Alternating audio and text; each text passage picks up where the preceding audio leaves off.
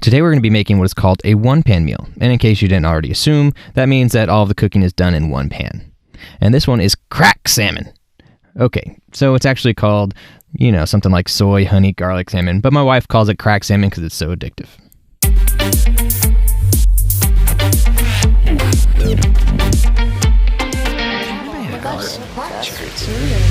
Helpful for life. We'll start off by mincing some garlic. We use roughly 7 cloves here, but that can change based on how big the cloves are. Oh, and obviously by how much you like garlic. Take your thumb and press into it until it pulls off. All right, now I got 2 to work with. Let me get one more. Get this out of the way. You just take the knife, the flat side of the blade, give it a good pound. Oh, that wasn't hard enough. You got to get it to break apart a little bit. You'll get a little bit of splitting, but that's kind of what you want, so you can get that to fall right out. Voila. So when you're cutting the garlic and you want to mince it up, you hold it just like the method we taught you. The pinch and curl. And then with your non-dominant hand, you're going to hold near the tip. You're going to hold the spine, you don't want to chop your fingers off. And then you're just going to do that rocking motion. And you're going to just rock back and forth to cut up the garlic. It's really not rocket science. And you may need to change which direction you're cutting to try and get it small. Because with mincing, you're just trying to get that garlic nice and small. Every so often, you need to scrape off the blade a little bit with your hand. Get all that garlic back on the cutting board. Start chopping again. And if you get good at it, you go super fast, and then all your friends say, "Wow, you're so cool. I wish I could cut garlic like you." No one really tells me that. Anyways, back to the garlic.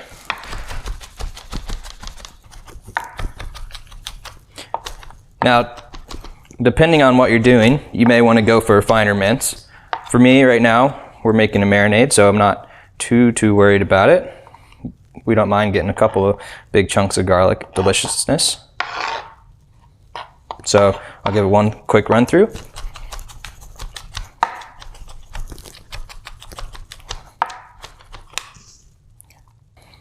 And there you have it, minced garlic. Voila. All right, now for the veggie we're cooking. Asparagus. Asparaguses. Asparagi. Asparagi. All right, anyways, enough about that. So when you buy the asparagus, it comes in these nice long stalks. And the bottom part of the asparagus is a little tougher to eat, and most people get rid of it before they eat it. So what you do is you just kind of bend and snap, bend and snap, and that will show you the natural breaking point. But once you've done that on a couple of them, and if you're lazy like me, or efficient, I think is the correct term, what you want to do is just line up your asparagus and just kind of make them all the same length roughly. And that, as we like to call it, good enough. So I'll do that for the rest of the asparaguses.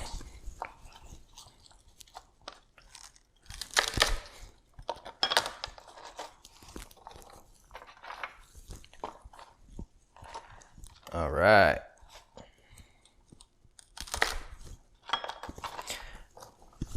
Then I'm going to take all my asparagus. It's kind of like asparagus and dude. I just made that up. It's a thing. I'm going to take some of this garlic that we minced up. I'm going to sprinkle it on the pan.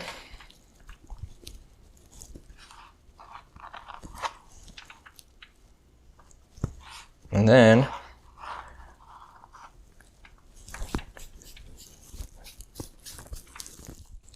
I'm going to wash my hands real quick. All right, now that I've got my hands all clean, I'm gonna get some of this oil, which is just olive oil in a fancy squeeze bottle. Squeeze a little on the counter for good measure. Whoops. And some good old sea salt.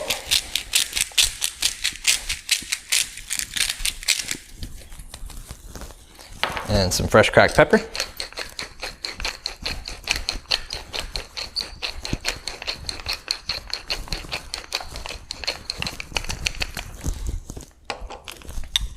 Oh, one last thing. Gonna squeeze a little bit of lemon on it. Fun fact, this has already been washed, by the way. If you roll your lemon like this, you'll get a little bit of extra juice out of it. Some people even say to microwave it, which helps release a little bit of the juice from the rind. And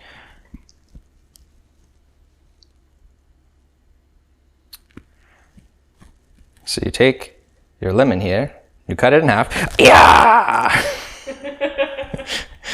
And then you cut off the back end of it as well. And you want to make sure, there's at least some, I'll cut off a little more there. You want to make sure that it's not all white on the back, because when you use this fancy little juicer tool, you throw it in like this. And when you squeeze this, it'll squeeze the juice out the bottom. A lot of people will just cut it in half and put it in like this, or even like this, but that doesn't get quite as much juice out. So what you do is you take this, and then you put it in here, and you squeeze it all over that asparagus. Oh yeah. Oh yeah. Then grab the tongs, give it a little tossy toss, make sure it gets kind of coated and all that goodness that we just put in there.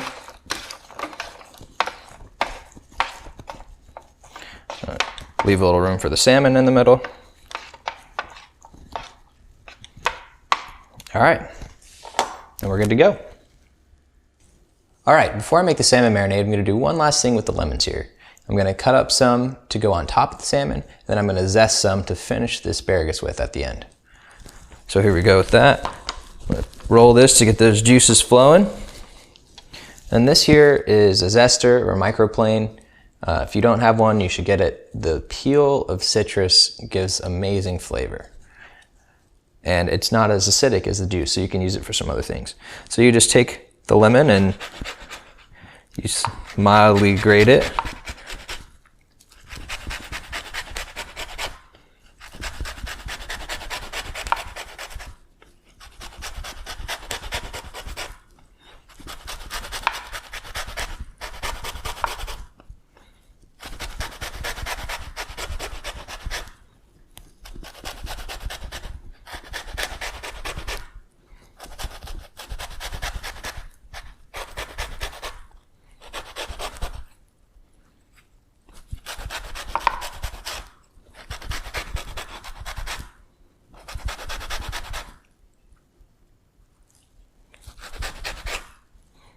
So as you're doing this, you want to grate until you get most of the yellow off. You don't want to get too much of the white because that's a little bit bitter and doesn't have as much lemony goodness in it.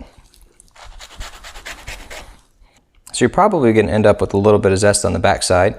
So what you can do is just tap it. And if there's any left, you can kind of rub it off. Just be aware of which way is sharp so you don't cut yourself. But a lot of times, mostly the sharp part's only on the front. So there we have our zest. And then let's prep this lemon to top our salmon. So we're going to do some really thin slices. That one's a little too thin, it actually broke, but it'll still work. And the idea here is this will sit on top of the salmon as it cooks. It will release some of its yummy juices. And also it'll look pretty for your Instagram or whatnot. And so we'll just put those to the side here. And we may end up cutting up some more after we get the salmon out and plated, but you get the idea. All right, now let's move on to the marinade itself.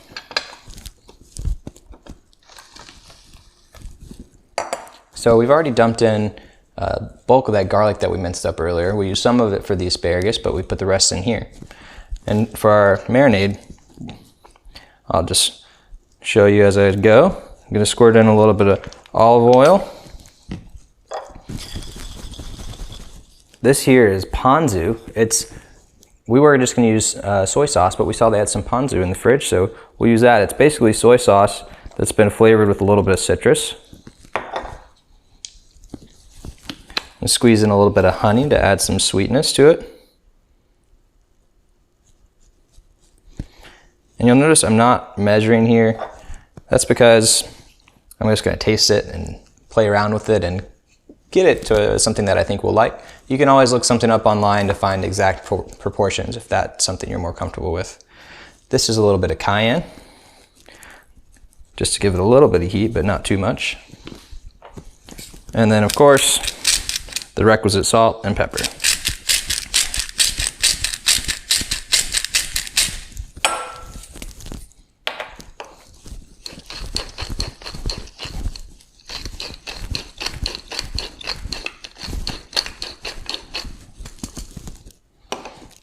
And then just gonna whisk all of that together to get all that incorporated into a nice little slurry.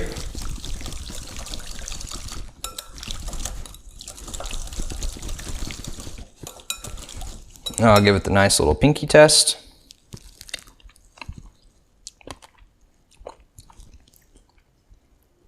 Actually not bad. A little bit sweet, a little bit salty, and a little bit of kick from the cayenne. I think it'll be good. And we may need to add a little more as we figure out the exact proportions with the meat. But let's go ahead and throw that in and see what it looks like.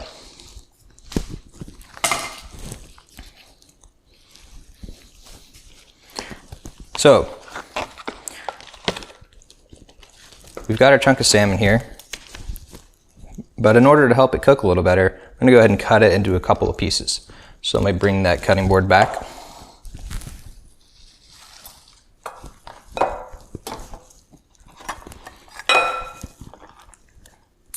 And then I'll just slice that into probably 3 pieces.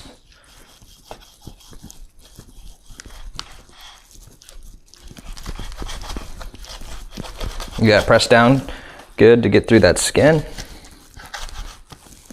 And if on the back you look, you see where the skin goes from dark to light. That's how you know which direction to cut. So you wanna cut along that way, and you'll get these nice little chunks of salmon.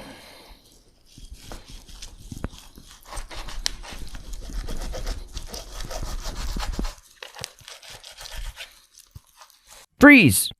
There's one thing that I forgot to do when I was cooking, and that is to check for pin bones. When cooking fish fillets, you should check for them. My dad actually got a pin bone stuck in his throat for days one time. Not fun. Check out this snippet from a Howcast video. Go to the link for the full video. The pin bones are these kind of weird little bones that kind of run off the side of the rib cage, and they only go about halfway through the fish. So to find them, what you want to do is you want to run your finger against the grain. So starting up at the neck and going down towards the tail, and you just kind of run your fingers down, and you'll feel these little, almost like little stubble. You just kind of feel these little pieces sticking up. And all you're going to do is take your needle nose, go up to one of those little stubble pieces and pull out with the grain. So kind of go with it, going towards the head, or where the head would have been. And you can see they'll come right out. Then again, you can feel it with your finger and pull right out. All right, so now we've got our 3 chunks of salmon. I'll go ahead and throw them in the bowl.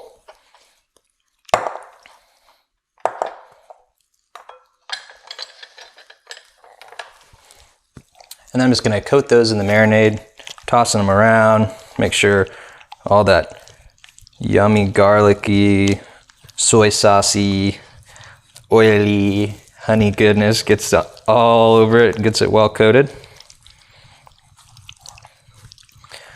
Now if you're in a rush, like we are today because we're getting hangry, you can just go ahead and plate this right on your pan.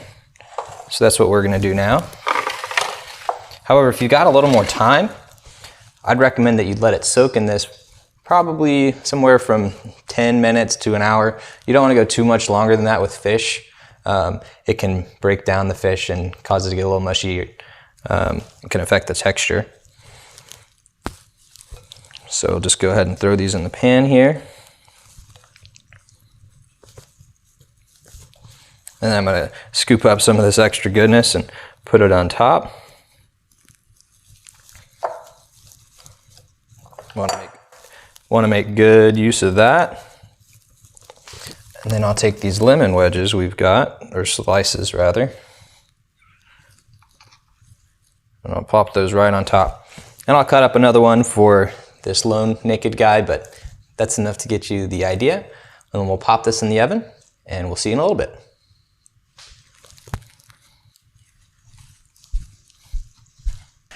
All right, just took it out of the oven. Let's bring it over here for plating. Okay, so we cooked it for about 10 minutes at first, and then after that we checked it and thought it needed a little bit more, so we added another 3 minutes. So how you tell when salmon is done is, one, you want to make sure it's opaque, which is not translucent. You can't see through it. And another way you can do it is you can take a knife or something similar and find one of the thicker parts, stick the knife in, and then feel if the bottom is warm. If the bottom is still cool or cold, it needs a little more time. One other way you can tell if it's done is if it just flakes right off. So you just get your fork here and you grab a little piece, and oh, look at that, that's beautiful. Now, the downside of that is if you're about to serve it to someone, it's not as pretty, but you can try and just fold it right back over and they'll never know a difference. So, since I had reserved here the zest, now I'll be honest with you, zest works a little better when you zest it directly on top of what you want to do with it. You can see it kind of balled up here, but that's okay. I'm just going to take that and I'm going to sprinkle that over the asparagus. And then I'm going to give it all an extra squeeze of fresh lemon. Now the lemon right before you eat will really help brighten up the food and make it that much more delicious. And I'll hold my hand under here to catch any seeds that come off. And now if you want, you can serve lemon wedges on the plates, and that way people can squeeze it on themselves, or you can do this and then add extra lemon. You know, whatever you want to do. Give you a little extra lemony flavor. Then I'm gonna wipe my hand off real quick. Okay, now let's plate this bad boy. So I'm gonna show you 2 ways to plate it. So one, you just, this is what most people do. They'll just take it, they'll throw it on the plate, they'll get their asparagus, they'll kind of throw it on the plate. Now, that looks decent, but there are a couple small things you can do to really step it up and make it look that much better. So one fun method is to take some of the asparagus and you can plate it like a little cross underneath the salmon. Just gives it a little more dimension and makes it a little more exciting for the end consumer.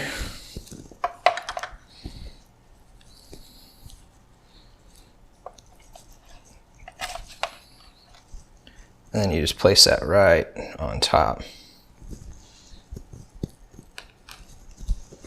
And you can compare these two, that one and this one. Now, they're both going to taste the same, and there's some other ways that you can mess with the plate to give it a little bit extra pizzazz, and we'll dive into that in a later section actually. But for now, let's dig in and hope you enjoy.